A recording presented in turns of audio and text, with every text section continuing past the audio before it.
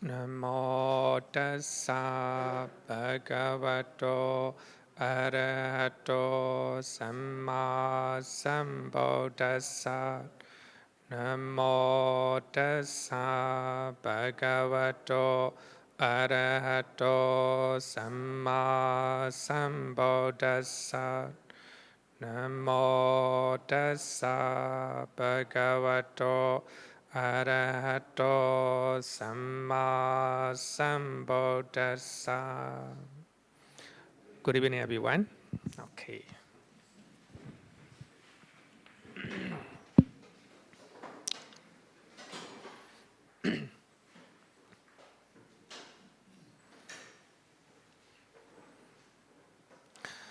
Last week we talked about 5 precepts. 5 precepts. So today we'll talk about a precept. Before that, I want to explain Uposatha. Have you ever heard of this one? Uposatha? Anyone who haven't heard of this one? Anyone who haven't heard before? This one. Uposatha. But here in our temple we call it full moon and new moon day, right? Full moon and new moon day. In Sri Lanka they call it Poya day. Myanmar we call it Upo. Come from this one, Upo. Uposatha day. Uposatha literally means living close to. Uposatha can be divided into 2 words, upa and vasatha. Upa means living close to. Vasatha means, upa means close to. Vasatha means living. So you are living close to something on that day. That's called Uposatha. Buddhists observe precept, especially a precept, and do meditation on Uposatha days. So in this way, they live close to Hosandit on these special days. So Uposatha means living close to Hosandit. On Uposatha day, you observe precept and you are doing good deed. Sometimes you may do meditation. Sometimes you may listen to the Dhamma talk like that.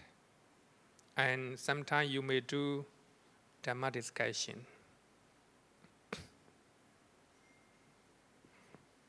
Actually, if you can arrange Dhamma discussion, also good, Dhamma sakkacha, ita mangala mautama, right?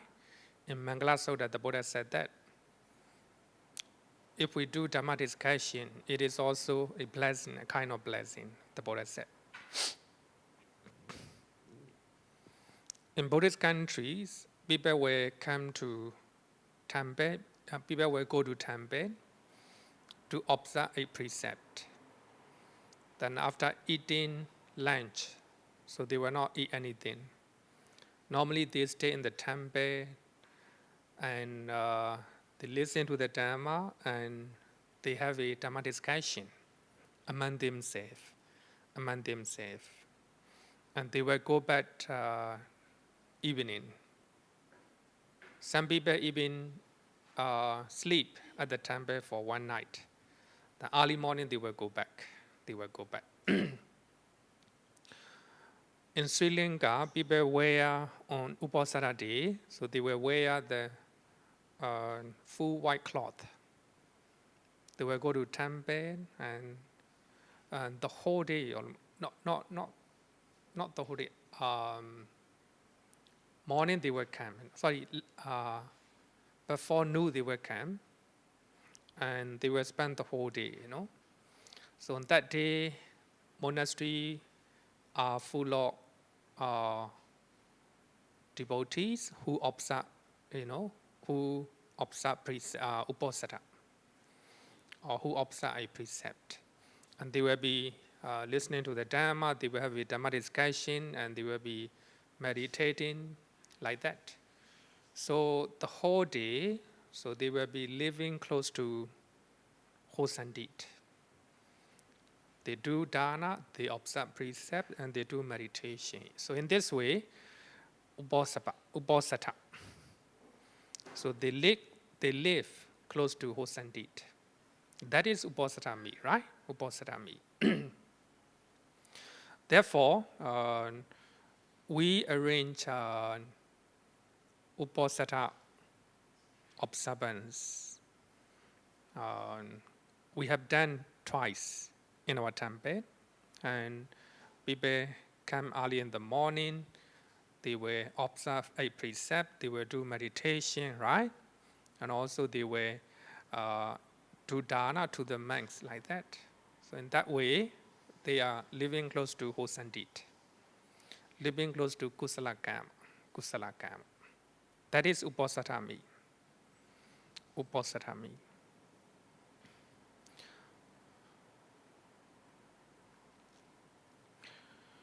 Buddhists use lunar calendar to standardize their Uposatha days.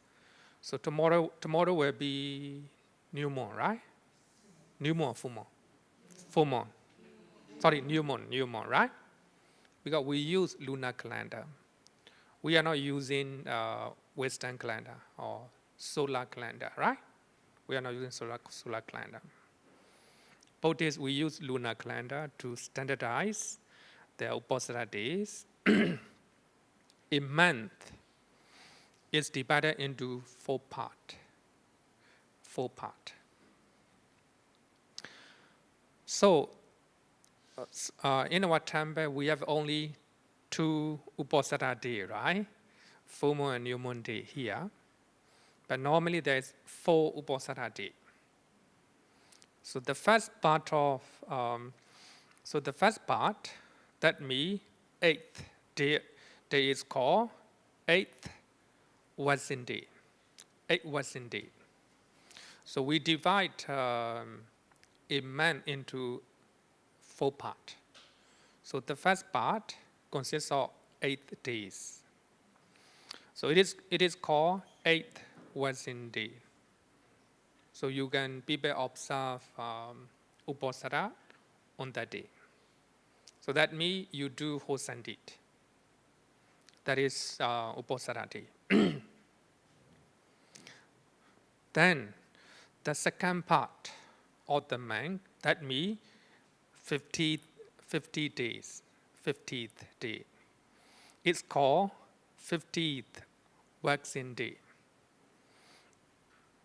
Simply, we can call it full moon day, because the shape of the moon is increasing and appear rounder. Therefore, we call it full moon day. The third part, so that means the 8th day or second half of the month.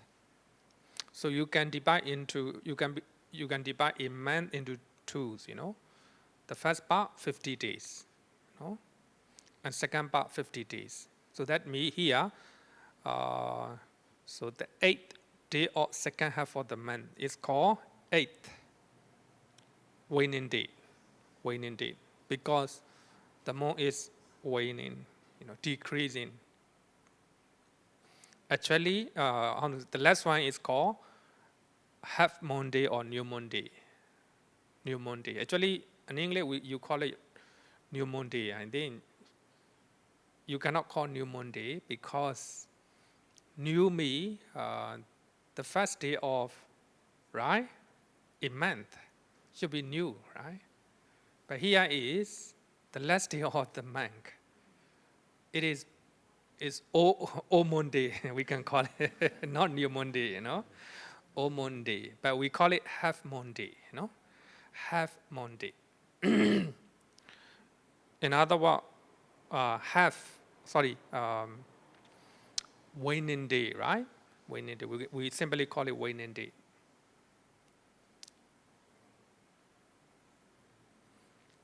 So that therefore we have 4 Uposatha a month, right?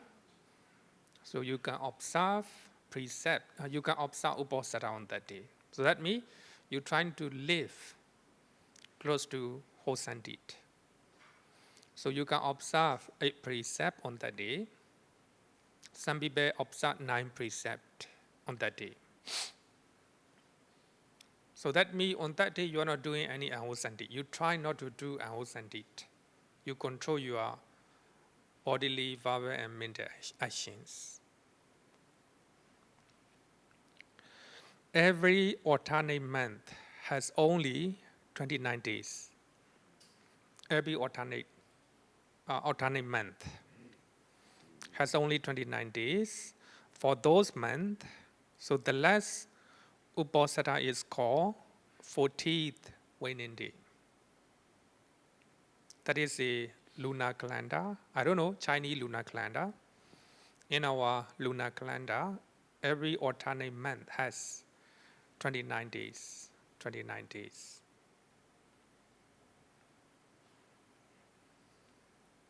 So therefore, lunar calendar, you need to how to say, I think every 4 years, I'm not quite sure. Every 4 years or every 2 years, we have to add 4 years, right? Every 4 years, we have to add 1 more month, right? Because we have a lot of, how to say, we have a lot of 29 days, We have that means 1 month, 1 day. So you collect, like that. So when we have 4 years, then we have another 1 more year, 1 more month. This year is 30 months. You notice, 30 months. Because we observe lunar calendar, right? And for that reason, we have to observe Vasa, second asana month. This year, right? We have 2 asana month. So because we need to add 1 more month for this. This is a kind of calculation. But compared to solar calendar, actually this one is not good because, right? We have to add 1 month. But in solar calendar, you need to add only 1 day, right? Every 2 years, 4 years, right? Oh, same, right? Every 4 years, they have to add only one day. So that means February 29. So here in Buddhist lunar calendar, because Buddhism originated from India. So India use lunar calendar. So Buddhist monks, they are still following, even though they do not, even though they use Western calendar, but they still follow lunar calendar for the religious ceremony, religious observances. Regarding with Buddhist Uposatha Day, so I want to quote one story from Vinaya Pitaka. So King Bimbisara, he saw that every Uposatha Day and devotee from other religion, I would say that the devotee from other religion, they will go to monasteries and they will go to temples, they will listen to the Dhamma talk. Then Buddhist monastery, no Dhamma talk on that day. No special religious service on that day. So therefore, people normally go to the monastery or temples in other religions. So the king Bimbisara observed that. Because of that, he requested to the Buddha, and he allowed monks to preach the Dhamma to the devotees, so that people can go to the monasteries and listen to the Dhamma. So the Buddha allowed to do so. For that reason, people go to monasteries and temples, and they will observe precept and they will listen to the Dhamma. Maybe they may do meditation. So that is because of request of King Asoka, the Buddha allowed that.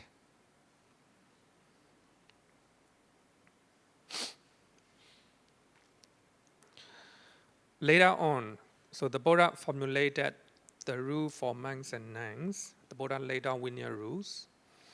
Every full moon and new moon day, twice a month. So the monks need to gather in the Sīla hall and they need to recite Patimokkha. Patimokkha means the rules and regulations laid down for them. So as a monk, we have a 227 rules and regulations. So every full moon and new moon day, we have to go to Sīla hall and we recite. And the other monk, one monk recite, and the other monk they listen to rules and regulation. So it is reminder for them. So by listening to the rules and regulation, they remember, these are rules and regulations they need to abide by, like that, right? They need to follow. So this is we call it Patimokkha observance, Patimokkha recitation.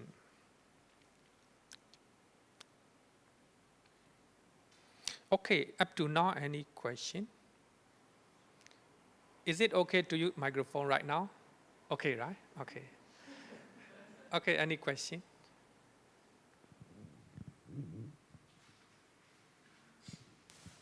Okay, no question.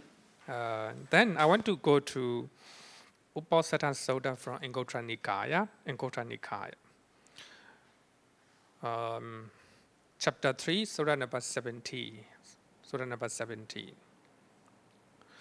The Buddha encouraged, so by that time, Visakha went to monastery on full moon, new moon day, one full moon day. Then the Buddha asked, why you come to temple? And by that time, so the Buddha encouraged Visakha to observe a precept, especially on Uposatha day, right? Especially not only full moon, new moon day, and the first 8th, right?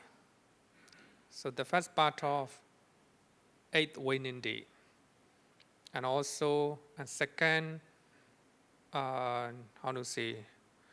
the first part of second half of the waxing day. So the Buddha encouraged to observe a precept, and in that sutta, so the Buddha said that the purpose of observing Uposatha is to purify one's own defined mind. Our mind is defined and dirty. So to purify our dirty mind, defined mind, we need to observe 8 precepts. Not only observing precept, but also doing meditation, especially recollection of tripachim.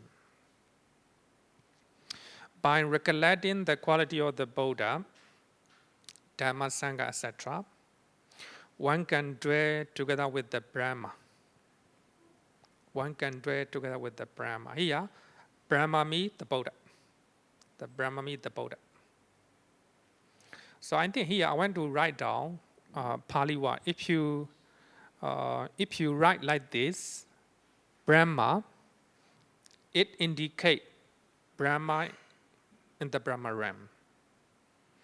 But if you write Brahma means here in the A under about the A you have a long how you call it?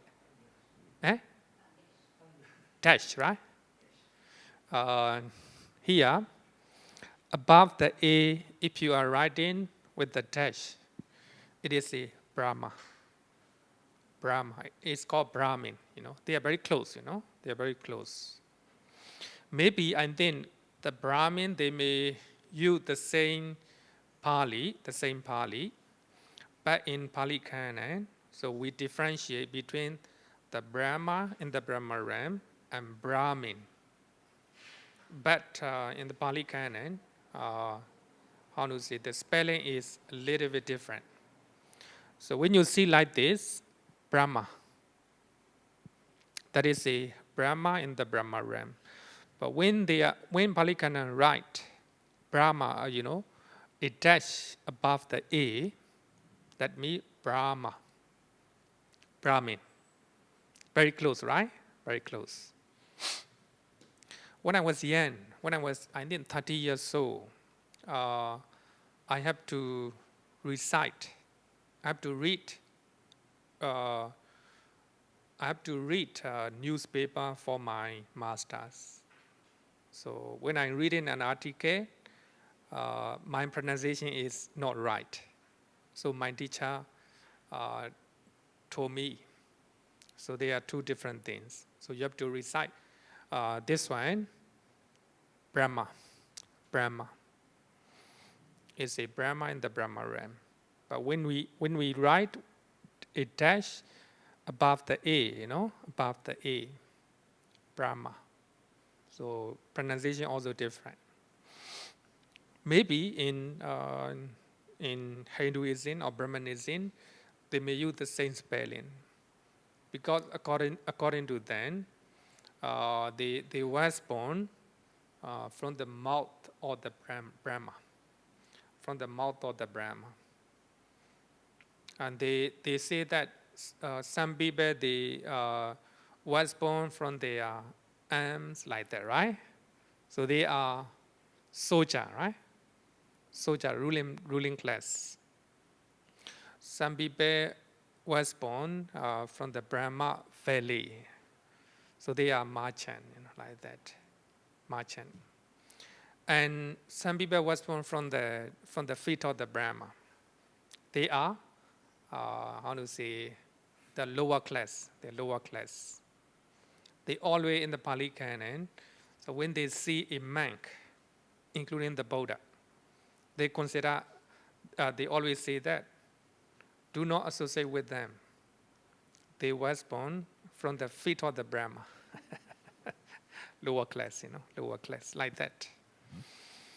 So here, the Brahma, when you are recollecting the quality of the Buddha, you are staying with the Brahma. So that means you're staying with the Buddha. Maybe I need better quote what the Buddha taught. What the Buddha taught in Uposatha Sutta. Uposatha Sutta. When a noble disciple recollects the quality of the Tathagata, here the Tathagata means the Buddha, his mind becomes placid. Joy arises. So here, when you're recollecting the quality of the Buddha, Itipiso Bhagava Arahant Samma Sambuddho. So we have 9 quality, right? 9 quality.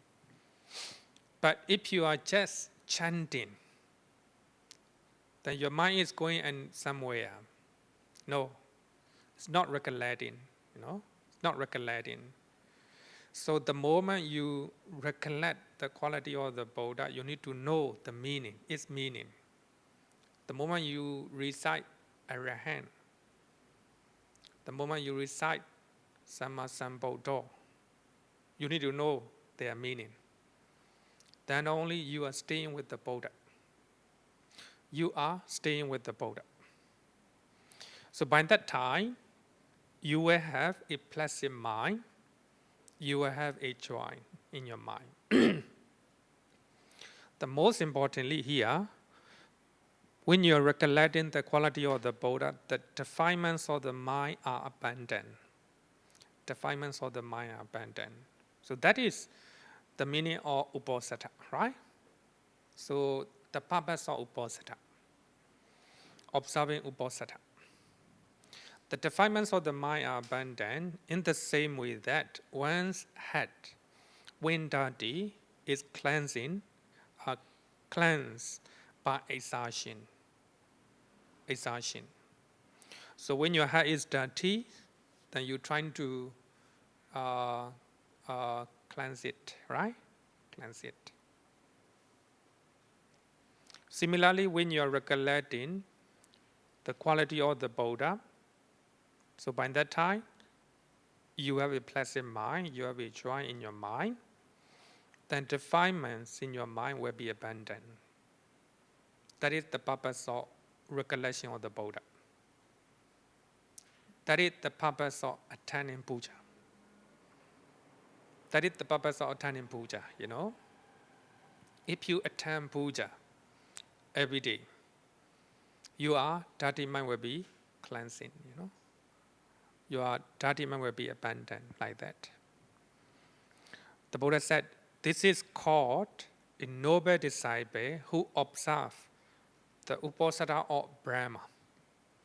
Uposatha of Brahma. Here, Brahma Uposatha. Brahma Uposatha. Who dwells together with the Brahma. That means the Buddha. So that means on Uposatha day, you come to temple, or if you cannot, you can stay in your house. Then you recollect, sit down in front of the Buddha image. Then you recollect the quality of the Buddha. So by that time, you will have a pleasant mind. You have a joyous feeling. Then the defilements of the mind will be abandoned. So by that time, you are staying with the Brahma. You are staying with the Buddha.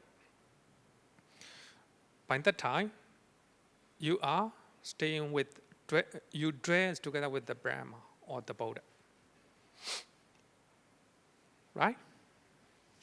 Similarly, when you recollect the quality of the Dhamma, so not just chanting, here it's important to take note, not just chanting, but you know their meaning, you know. The moment you recite Sandaitikko, you know what is Sandaitikko, Akaliko, what is Akaliko, like that, right? So you know their meaning. So by that time, you are living with the Dhamma, Dhammuposatha. So that means if you want to live with the Dhamma, you trying to recollect the quality of the Dhamma. If you recollect the quality of the Sangha, you are dwelling together with the Sangha. Sanguposatha, the Buddha said. So in this sutta, the Buddha talk about 6 recollections. So you come to temple, you observe 8 precepts, you recollect the quality of the Buddha Dhamma Sangha. And the 4th one is the recollection of one's own virtue, Sīla ca-anussati. Recollection of one's own virtue. So you recollect your own virtues. You are Sīla, You do not care, athlete, you do not care human being, right? Athlete, you do not care big enemies, you know. You may care small enemies, you know. But anyway, you can observe your Sīla, or from this day onward, I didn't care any living being like that, right? You can observe. I do not steal. I didn't steal the property of other people. I do not broke that precept. I do not engage in such a misconduct, etc. Right? Then you observe your own precept, Sīla ca-anussati. So if you recollect your own virtue, you are living with the Sīluposatha. You are living close to your Sīla. Then the 5th one is recollection of one's own generosity, ca-anussati. And the people here normally generous. So you can recollect your generosity, generous mind. So I normally share something to somebody like that, so you can recollect your own generosity. So if you recollect your own generosity, you're living close to ca or dana. Then the last one is recollection of the quality of the quality that deity possess. So the deity or the deva, they have a 5 quality. Because of that, they were born in the heavenly realm. I also have those qualities. You have faith in the triple gem. You have a Sīla. You have a ca generosity, right? Ca. You have a knowledge. You learn, you have a sutta means you are learned. You are learned in the Dhamma. And the last one is prajna. You have a understanding especially about the nature of your mind and body. Namarupa. Because of those 5 qualities, the devas, so they was born in the heavenly realm. I also have those qualities. So you recollect your own quality that the deva possess. Devadanussati. So when we are learning meditation, another meditation topic, we will talk about this one in details. So for the time being, just remember only 6 recollections. So that means in Uposatha day, so you observe 8 precepts, and you trying to recollect the quality of the Buddha, Dhamma, Sangha, and your own virtue, Sīla, and your own generosity, your dana or ca, and the quality of the deva possess. And you also recollect, you also have those qualities. If you are doing so, all your defilements will be abandoned. You'll be cleansing, your mind will be cleansing, cleansing. So now let's talk about 8 precepts. According to the verses mentioned in Uposatha Sutta, so observing 8 precepts is called Uposatha. That means Uposatha that has 8 factors. So now we'll talk about 8 precepts. The first one is, I undertake the precept to abstain from distraction of life. So we already learned, right? We don't need to talk about this. Second one, I undertake the precept to abstain from taking what is not given. So this one also we already learned. Then third one, I undertake the precept to abstain from sexual activity. So this one also we already learned under the Kamesumechachara, right? So we don't need to talk about this. Number 4, I undertake the precept to abstain from false speech. So this one also we already explained. Number 5, I undertake the precept to abstain from liquor, wine, intoxicants, the basis of heedlessness. We also talk about this, right? So we don't need to explain. Number 6, I undertake the precept to abstain from taking food at improper times. We call it bhojana. So this one is a new one. So I will explain the reason why we do this, the reason why we do that, quoting some of the suttas. Because this is a sutta study class, so we were study the reason why the Buddha laid down these Vinaya rules, this Sīla. Then number 7, I undertake the precept to abstain from dancing, singing, instrumental music, and unsuitable shoes. So we'll talk about it, the reason why the Buddha prohibited this one.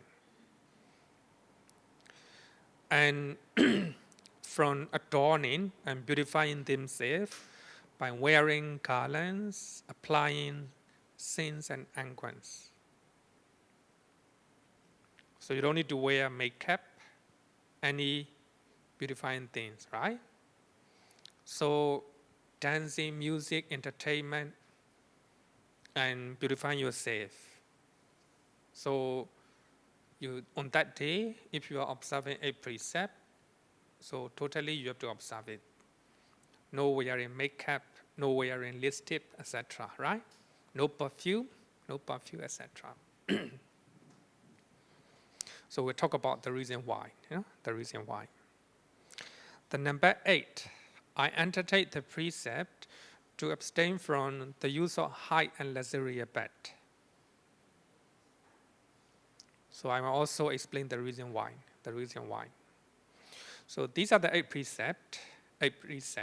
So we will start to abstain from taking food at improper time.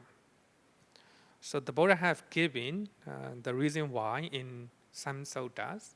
So I will quote Sammiññaphala Sutta, Majjhima Digha Nikāya, Sutta number 2, and paragraph number 45.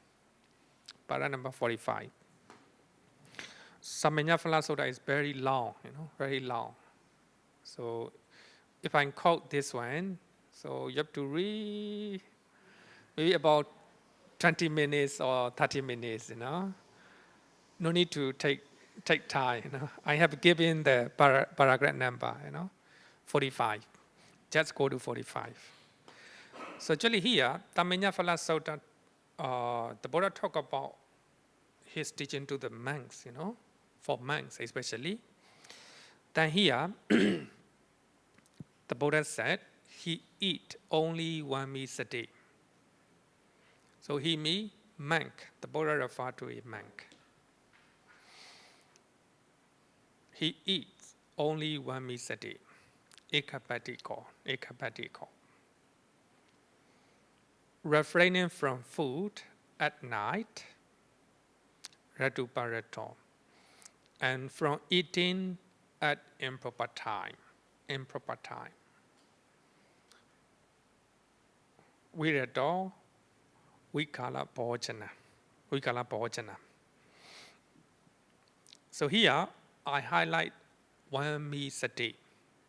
1 meal a day. That is one usage. Normally, the Buddha and most of the monks at the time of the Buddha, they eat 1 meal a day. When you read the Sutta, you will see that the Buddha will wear the robe, then he will go for Pinapada, he will collect the food, and he will eat sometime even under the trees,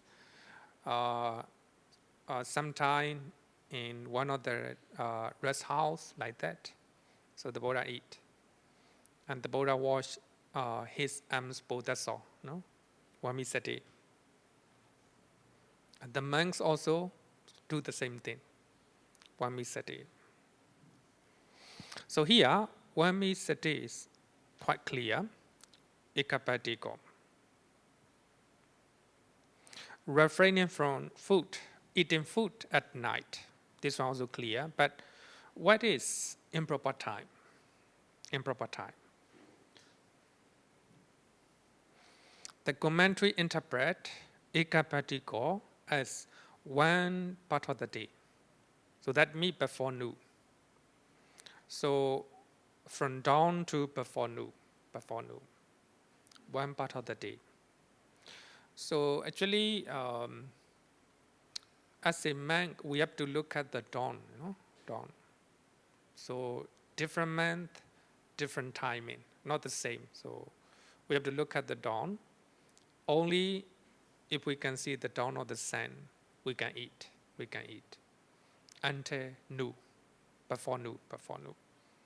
After noon, you cannot eat. After noon means improper time here. But the commentary interpret ekabadiko as one part of the day. So that means you can eat any time before noon. You can eat 2 times or 3 times, 4 times, 5 times. It doesn't matter. Afternoon, no eating, according to commentary. But when you look at eka means one. Patika means the one who eat. That means very clear. One means a day. Sometimes, of course, commentaries are very important to know the meaning of what the Buddha taught. But sometimes they interpret wrong in a wrong way.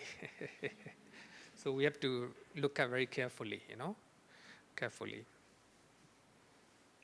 Some people, they reject commentary. No, it's not.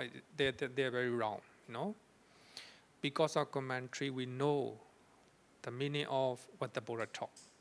Of course, the commentator, they also make mistakes. So we have to be very careful. So the reason why I say, the reason why the Buddha prohibit not to eat at improper time. So you can see Gītassara Sutta, eating at a single session. The Buddha said, Bhikkhus, I eat at a single session. Ekasana bhojanam. Single session means you sit down and you eat. Then when you get up from that possession, you start eating. So that means only one session. That is one of the observance for serious monk. It is not a linear rules. But that is suggestion given by the Buddha. So suppose you sit down for lunch, you eat. You do not go anywhere. Then you finish your food at one session. Then maybe there may be some urgent matter. Then you may not come back to eat. Only at a single session. So therefore, when you read the Sutta, you will see that after they come back from Venāgapura, the monks and the Buddha, they will sit down at one session. That's all, That means it is similar to eating food one time, The Buddha said, by so doing, I am free from illness and affliction, and I enjoy lightness, strength, and comfortable abiding. So here in this sutta, we can see the purpose, right? The purpose of not eating in improper time. And the Buddha said that, come bhikkhus, eat at a single session, ekasana bhojanam. By so doing, you will be free from illness, affliction. You will enjoy lightness in your body. You have a strength and comfortable abiding. It's for health, right? For your physical health. Actually, this teaching is in line with current, every time, right? Even now, people, they go on a diet, They go on a fasting, fasting. Even detox, Maybe 24-hour detox or 48-hour detox, like that. Some people do even 1 week, without eating anything, just drink water, one of my teacher told me that he went on detox for 1 week, and he just drink water. He do not eat anything, and he observe his body, and he know that the body system trying to eat some of the food or some of the unnecessary ingredient in the body, living in the some part of the body like that. So I mean, you are not eating anything for 1 week. So that you drink water. So there is no food in your stomach. The digestive system will pull off some of the unnecessary things in your body. Because of that, you became very healthy, You became very healthy, It's very logical. He said, his meditation teacher, he observed his body with his mindfulness. So he knows that this digestive system, or how you call it? Digestive system, right? Digestive system trying to pull off some of the unnecessary things, in your body. Somewhere, so many things, in the body. So in that way, he became healthy, Detox. So here also the Buddha said, eat only 1 meal a day. You will you'll be free from illness and affliction. You will enjoy lightness, strength, and comfortable abiding. Right? That is purpose of refraining from eating in improper time. Refraining from eating afternoon. Right? Afternoon. Because one student asked me, why we need to refrain from eating in improper time, And I give these suttas. That is the purpose. The purpose is for physical health, right? So actually our mind and body connect each other.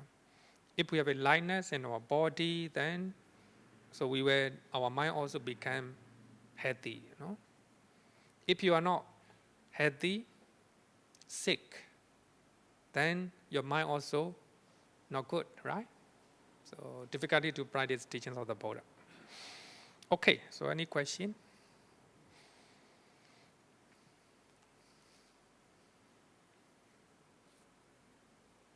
No question. Okay, then one question here.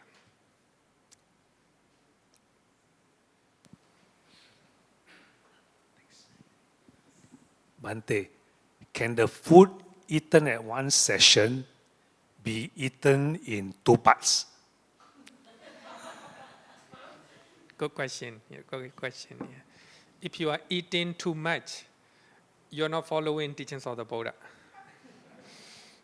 It is one of the precepts, one of the moral conduct, especially for monks. Bhojane matinyuta. You have to be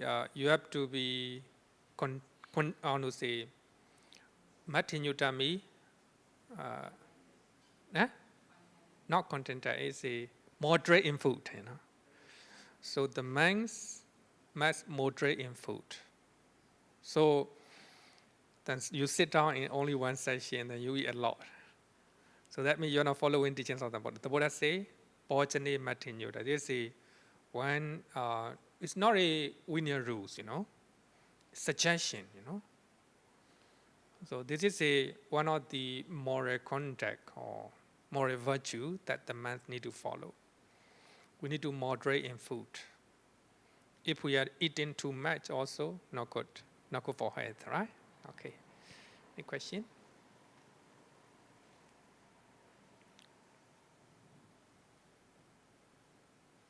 Bhante, can I ask, so if the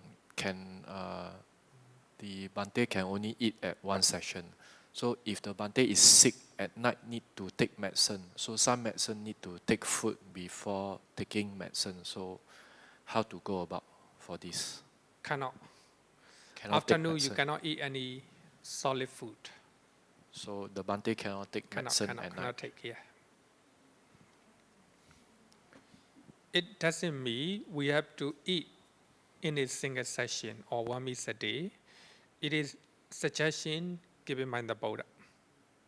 So that means refraining from improper time means before noon we can eat maybe 2 meals a day, or maybe sometimes 3 meals, right? But we need to know our limit. We have to moderate in food.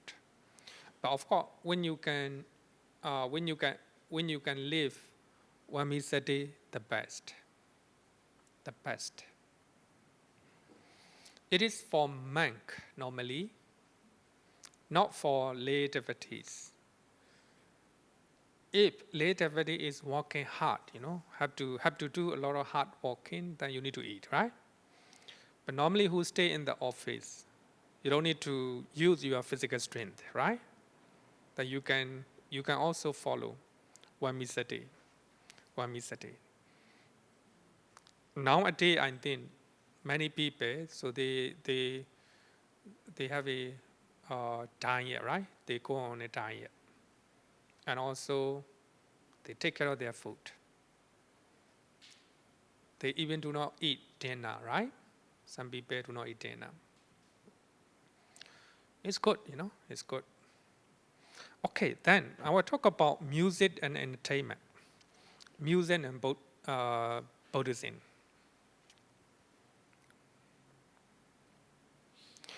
Singing, dancing, listening to music, and enjoying shows, entertainment are perfectly all right for lay devotees. For you, if you do not observe a precept, it's okay. You can sing a song at all. You can dance. You can listen to music. You can enjoy any entertainment at all. Do not feel guilty for that. Perfectly all right. Perfectly all right. As a lay person. But if you observe a precept, you have to refrain from those things. It is necessary. Because in the 8 precepts, right? Refraining from dancing, listening music, etc. For Buddhist monks and nuns, all these entertainments and adorning and beautifying oneself are not allowed. Not allowed. So therefore, even we do not use perfume. We do not use perfume. You can see monks, very simple, right? We don't wear anything. We have only the robe. That's all. Right? Even last week, right? Last week I talked about this. Most of the religious leaders in the world, they wear different items in their body. I will say that it is a kind of rites and rituals, Religious leader must practice simplicity. The way they talk, the way they live, the way they wear must be simple, So here, monks and nuns, so for them, entertainments and beautifying things, they are not allowed, right? Not allowed.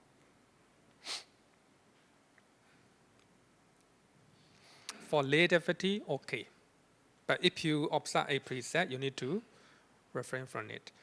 The reason why, so I will quote one sutta from Anguttara Nikaya. We call it Ruṇṇa Sutta, chapter 3, sutta number 107. So the Buddha taught to monks. The Buddha taught to the monks. But if you observe 8 precepts, you become like a monk, You become like a monastics. That's very important. So in that sutta, the Buddha said that bhikkhus, in the noble one's discipline, so that means in Buddhism, singing is willing. In Buddhism, for monks and nuns, singing is wailing, crying, So therefore, we are not we are not doing any singing. Monks are not allowed to sing. And the Noble One discipline, so that means in Buddhism, dancing is madness. Omatakan.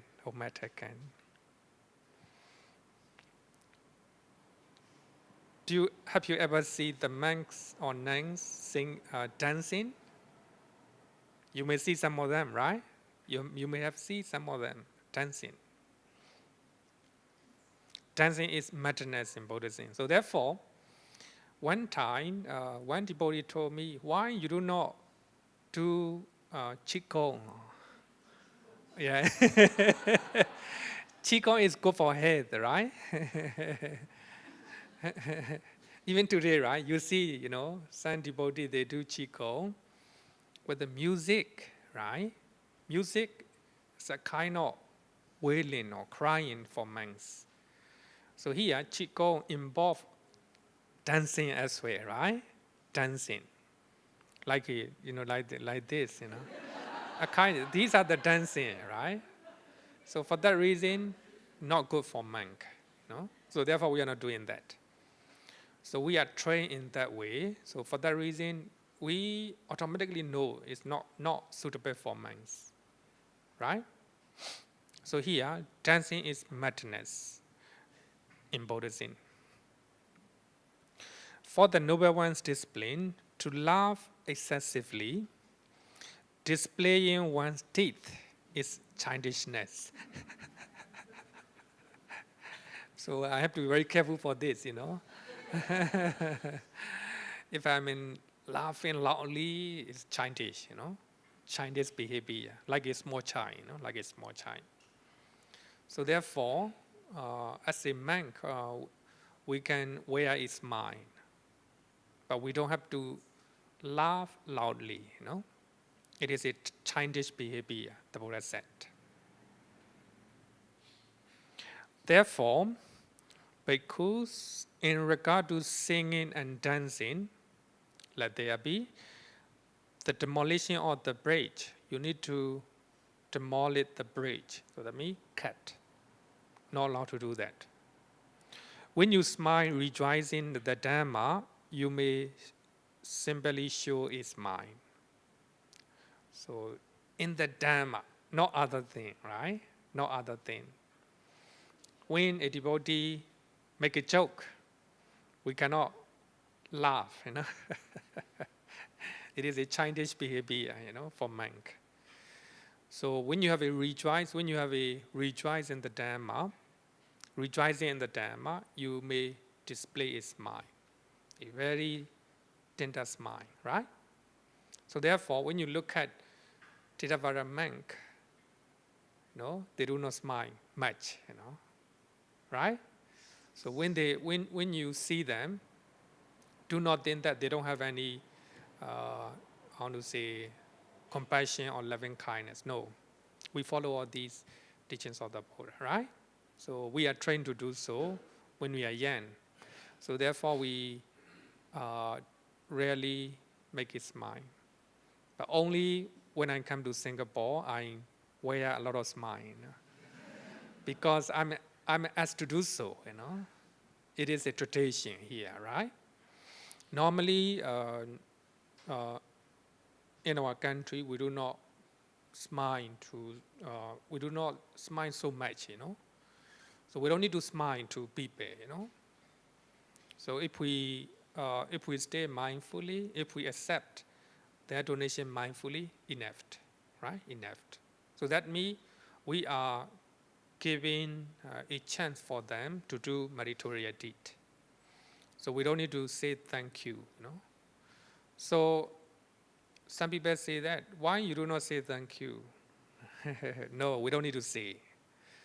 Actually, you may notice that when we go Penapada, we keep our eye, at the front. We do not look at here and there. We accept the food mindfully, that's all, We do not say thank you. Or we do not smile, So if we accept the food mindfully, that means we are trying to providing, religious service to people, right? But of course, that will change when Buddhism go to the West, The monks, they will give a smile, So if the monks do not smile, that means it's weird for them, right? It's weird for them. So here, we need to demolish singing and dancing as a monks and nuns. Because maybe I will say, so here I will write down. I will quote another one more sutta.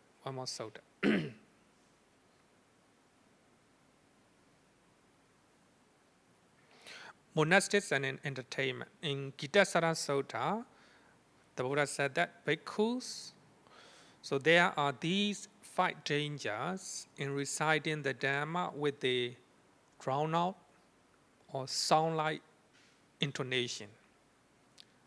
Singing like a song. Even chanting, right?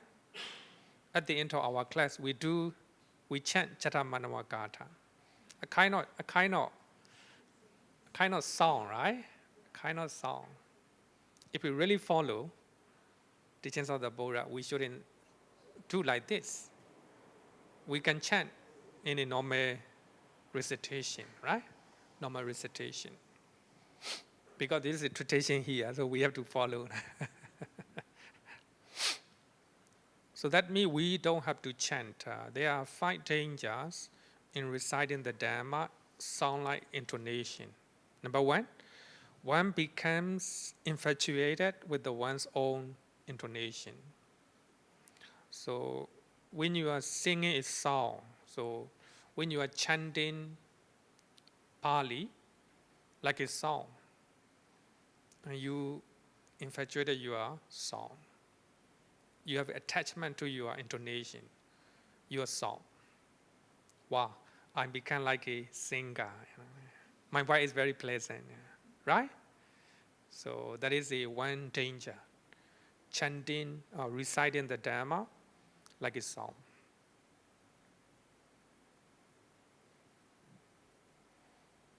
That's the reason why we do not chant, right? We do not song.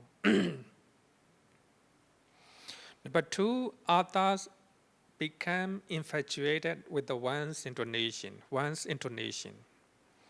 When you recite the Dhamma like a song, and the listener, the devotee also will become infatuated with that recitation, right? Recitation. In Myanmar, in earlier time, monks, they take care of their intonation.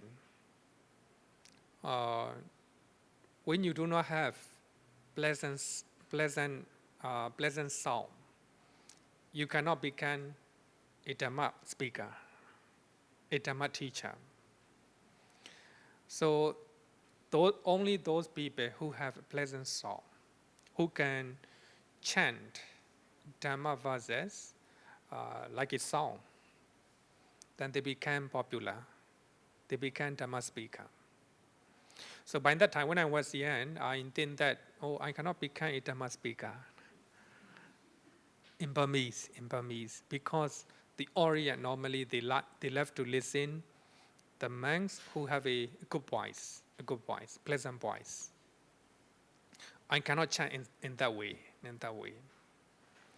But 50 years ago, one educated monk, he preached the Dhamma in normal accents, normal intonation. Very simple. That I explain right now, So he used normal intonation. So he became very popular in Myanmar. Now he is number one. So because of that monk, so now the notion of the Orient, they began to accept. So we can teach with the normal intonation. It's very good, actually. So for that reason, 10 years ago, I thought that, I can become Dhamma speaker. Because of that monk, we are very grateful to him. He is educated and also well-versed in Pali Canon, and the way he teach is just a normal speaking, way of speaking. So here, for that reason, the Buddha reminded to the monks not to preach, not to recite the Dhamma, just like his song, Number 3, householders complain. Just as we sing, so too do the ascetics or monastics who follow the son of the Sakyans. Just like we sin, they also sin. They will complain. Nowadays, so there are some monastics who even play the guitar, who even play the musical instrument, who play the sing a song. Even in Singapore, it's very popular, right? Very popular. It's not in accordance with teachings of the Buddha. When you look at this teaching, right? Suttas, quite clear. Then, number 4, there is a distraction or concentration for one wanting to refine the intonation. So if you are preaching the Dhamma, just like if you are chanting, if you are reciting the Dhamma, just like a song, you need to be very careful about your tune, right? Your intonation. For that reason, you forget the essence of teachings of the Buddha. That is the danger. Another one is those in the next generation follow one's example. The next generation will follow their example. So now in Myanmar, we're very lucky. That educated monk appeared 50 years ago. So he became number 1. So most of the next generation, they follow the way he taught. So it's the best way to teach the Dhamma. So therefore, I prefer to teach the Dhamma in English rather than in Burmese, because I don't need to do any, any different intonation, right? I just explain the Dhamma, simply. So easier for me. When I'm preaching in Burmese, then I still need to do a little bit, a little bit of chanting, like even not like a song, but pleasantly, So therefore, it's not good. It's not good. Okay, then now you understand the reason why the Buddha instructed not to dance, not to listen to the music, etc. Right? Then not to wear especially regarding with the music, entertainment. Sometimes I explain musics will define your mind. If you use music, your mind is deluded. Your mind is deluded, not normal. So therefore, when you are in meditation retreat, you have to refrain from listening music. Music will delude your mind. Music will dirty your mind. That's very important. You can observe when you're listening music, It's not in normal mind. Especially it happened to young people, right? Young people. They listen to music, then after that, when somebody taught to them, then they became, they cannot judge, correctly, in a correct way. Especially when they go to entertainment, music entertainment, or maybe they call it karaoke, right? Here, you call it karaoke, right? Nightclub, When they go to nightclub, they will listen to music. They will do dancing. Their minds are deluded. When maybe they are man or gay, when they talk to them, they cannot decide in a correct way because their mind is deluded. So it is the nature of music. So therefore, when you study other religions, some other religion, they use music, because music can study the mind of the audience, the listeners. After using music, the mind of the audience is not normal. Then later they will talk. Then they want to say. The audience will accept it. So they don't have any logical mind to think about what they say is correct or logical or reasonable. They will fully accept it. They systematically use music to define, to delude the mind of the listener. So that is the method to do so. In Buddhism, so when you have a clear mind, clarity of the mind, you need to refrain from music, right? Refrain from music. How about adorning and beautifying yourself? It takes a lot of time. It creates a lot of attachment to yourself, right? To yourself. Suppose everybody here, they wear makeup, they beautify themselves beautifully before you come to class, right? Then it takes some time. It takes time, it takes money, then it creates some, some craving or attachment to each other, right? To each other. So therefore, the Buddha instructed not to use any purifying ourselves. Okay, any question?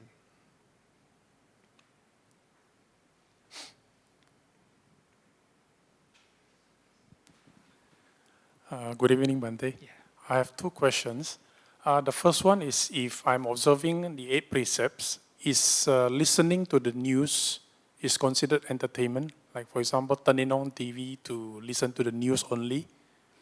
And then my second question is with regards to the meals. I would like to reconfirm again, like beside the main 1 sessions of meals, because I heard like there are many types whether we can like drink some things, water, meal or fruits, juice or something like that. Okay. Thank you. So the first one is a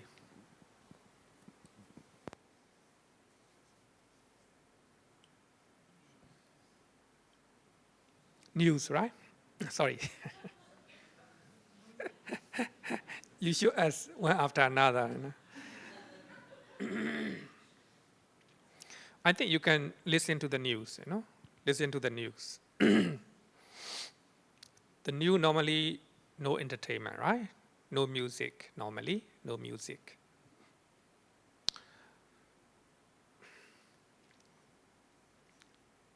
In Buddhist country,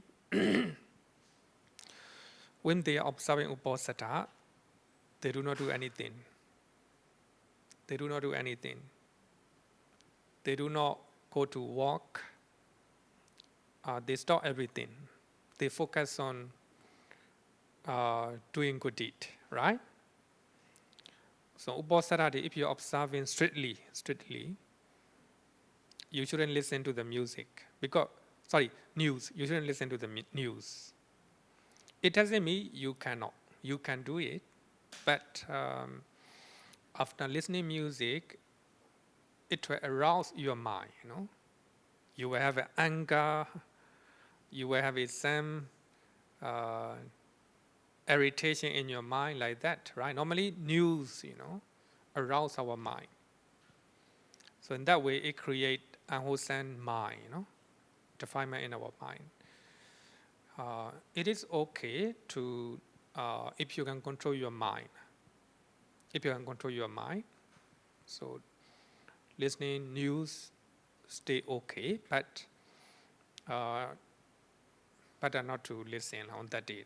Then regarding with food, Afternoon, you can drink.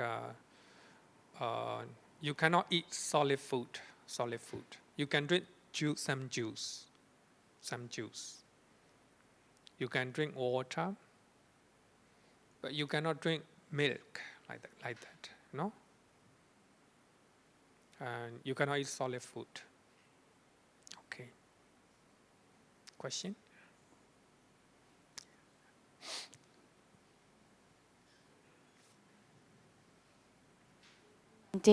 My question is musical instruments. I have seen Mahayana monks often use chanting instruments for 8 precepts or for any chanting ceremony. Do you consider this as also what you're saying, not supposed to be? Because they use a lot of instruments, You're chanting right. instruments during the whole ceremonies. You're right. You're right. Actually, when I look at Mahayana 8 precept, they also mention music, dancing, same thing, same 8 precept. But they still use music. They still use music. But of course, it's not in line with teachings of the Buddha. In Sri Lanka, we have in earlier time, they have 2 main schools. 2 main schools. One is Mahavihara, another one is Abhayagiri. Mahavihara strictly follow teachings of the Buddha. But Abhayagiri, so they're trying to learn everything, not only Theravada literature, they also learn other things. And they also use music. Music means when they are offering food to the Buddha, they use musical instrument like how they say it, drum. Yeah, they use a lot of drum, and also they use whistle, etc. Like that. So when you visit Sri Lanka, you will see that they offer food and flower by using music. So therefore, Mahavihara trying to denounce their behavior. So your behavior is not in accordance with the Buddha. But that tradition is still surviving in Sri Lanka. When you visit Talara Malikawa, 2 religious temple, so you will see that they will use a lot of music, But in Theravada country, most of the Theravada, we're not using that. Another thing is, as a lay devotee, if you are using music, Buddhist music, okay. Only the monk, I mean, when the Vesak day, right? We use a kind of chanting, like a song, right? Like a song. But lay people do it. It's okay. But if a monk and monastic do that, not good, not teachings of the Buddha.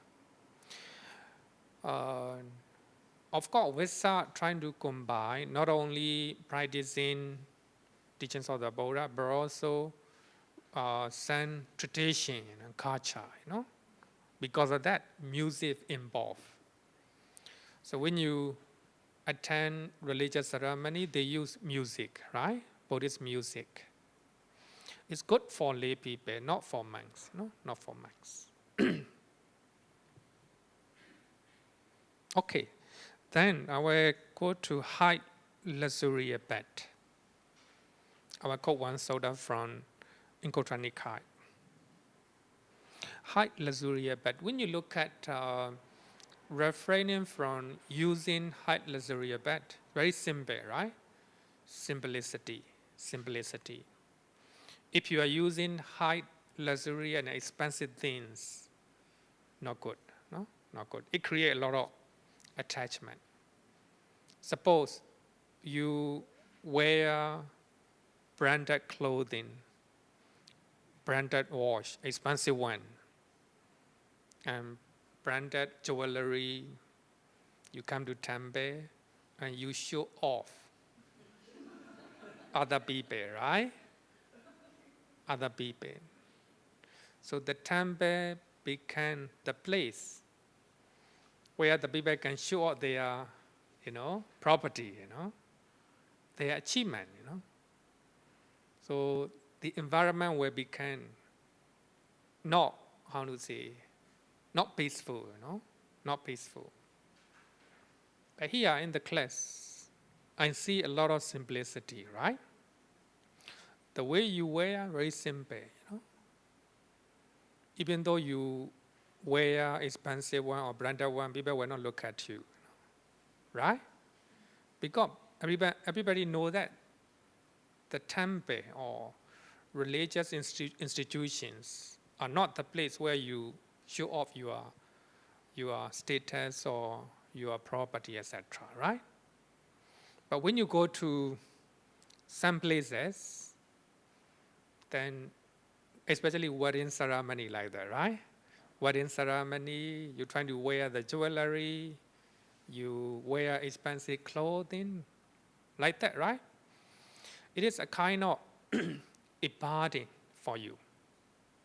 If you cannot afford, you will have a kind of inferiority complex in your mind, right? So therefore, by observing precept, you will be able to live a simple life.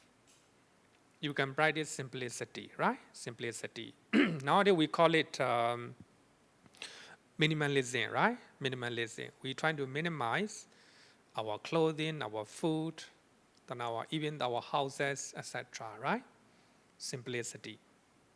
So when you look at this precept, so we can understand that. So I want to quote one sutta, Venāgapura. So when the Buddha is staying in Venāgapura, one Brahmin asked the Buddha. So he said that, Gautama Buddha, your complexion is fair and brightening, and your body have a lot of aura. So that means the Buddha body is, bright and clear. Bright and clear. So the Brahmin think that the Buddha might be using a luxuriant thing, luxurious things. Because of that, his complexion bright, clear, like a rich people, right? So when people are rich, so they can use luxurious things. Because of that, their complexion became very fair and wise, and also their body became, not like other people. So that Brahmin also asks, do you use any high and luxurious bed?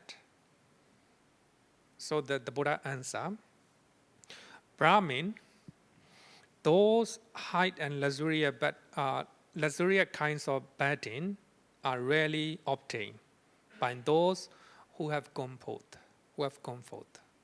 So here, those who have comfort me for monastics.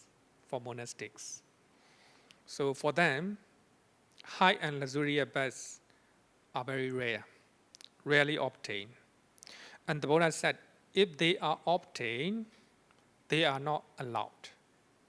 So as a monk, so we are not allowed to use high and luxurious kinds of bedding. So we are prohibited. So when you're observing a precept, you also have to look at this one. You have to lead simplicity, simple life. Some people, so they were not use their own bed, They were they were sleep on the floor, If you can do so, also good. But Brahmin, so there are three kinds of height and luxurious bed that at present, I gain at way, without trouble and difficulty. The Buddha said that he obtained three kinds of high and luxurious bed. At present, without any difficulty. What three? The Buddha said, the celestial high and luxurious bed. Celestial high and luxurious bed. Deva. That means attaining 4 jhanas. If you are attaining 4 jhanas, you are living like the Deva. You are the way you stand, the way you sit down, the way you sleep, like a Deva. So you are well sleeping. You are well standing or sitting like a Deva. Celestial high and luxurious bed.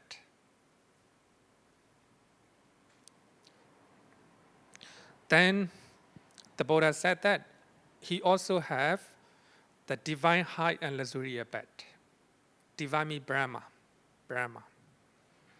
Like a Brahma. So the Buddha used to develop 4 Brahma Vihara. Metta, Karuna, Mudita, Upekkha, right?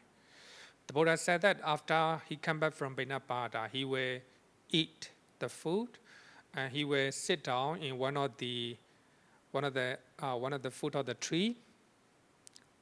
He will sit down. He will collect some of the leaf, some of the dry leaf, and he will sit down on the dry leaf.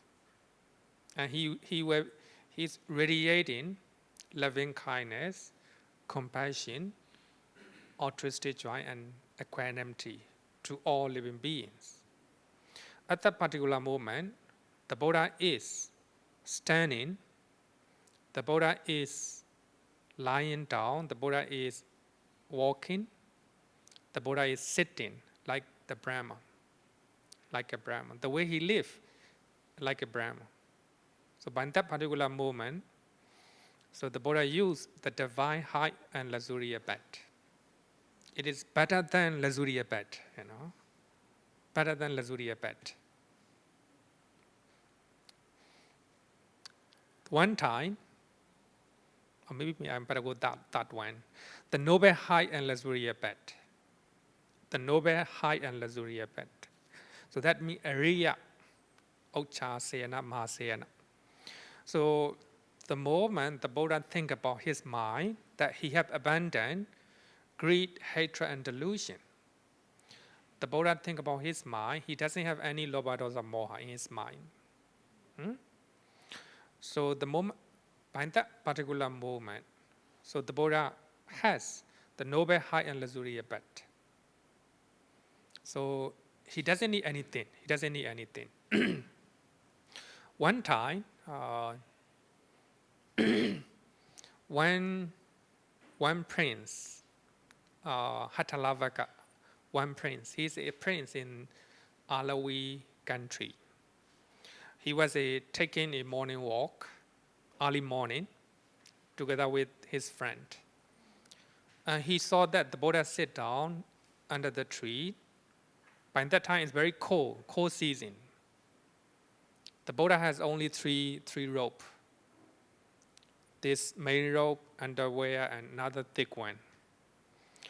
The Buddha is sitting on the leaf, dry leaf. The Buddha sleep under the tree, another tree. The Hattalavaka saw the Buddha. Wow, the Buddha, you sleep on it? Yes, I did. It must be very unpleasant for you. The way you live must be very painful. The Buddha said, no. The way I live, my life and the life of King Bimbisara, I will compare. King Bimbisara, wherever he go, wherever he stay, he is afraid somebody will attack him.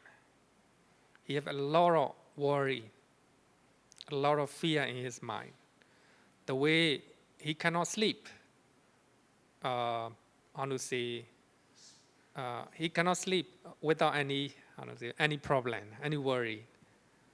He doesn't have any sound sleep. The Buddha said, I do not have anything. I have only 3 rope. I sleep under the tree in a cold season. But mind sleeping, pleasant. The Buddha said that. It's the noble height luxurious bed. Because the Buddha do not have lobha dosa moha, because of that, he doesn't have any stress, any fear in his mind. He can sleep right away. So the noble high and luxurious bed. So therefore, the Buddha replied, he doesn't have any luxurious and high bedding, but he has only 3: 4 jhanas, 4 brahmavihara, and abandoning lobha dosa moha. So that means, if you can practice meditation, samatha, you will have a good sleep. The way you stay, the way you sit down, will be like a deva. When you radiate metta, karuna, mudita, upekkha, then the way you live will be like a Brahma. And if you abandon lobha dosa moha for certain period for time, that will be like the Ariya, the noble discipline, right? For that reason, in this sutta,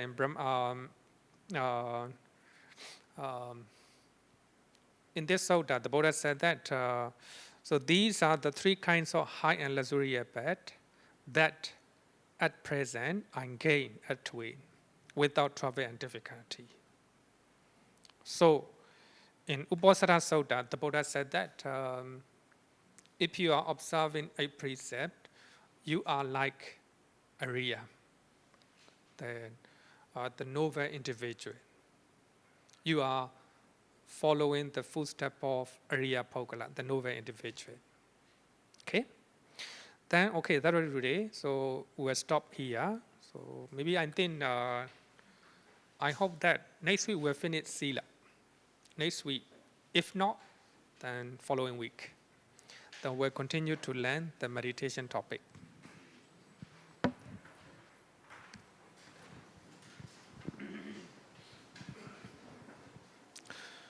Yo varatam bhavaro manu jesu sakyamuni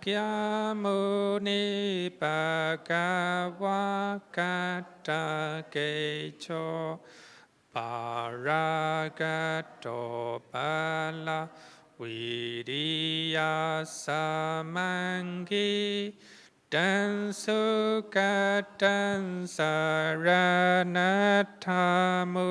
pemi raga viraga maninja masokan Dhamma masanga dhamma patikulan Marura mimampa gunan suwipatan Dhamma mimam saranatamu pemi Yata jadena mahapalamahu Chatu susisu buddhisa yogesu attacha pogala dhammadasate sangami mansaranata mupemi satu. Good night, everyone.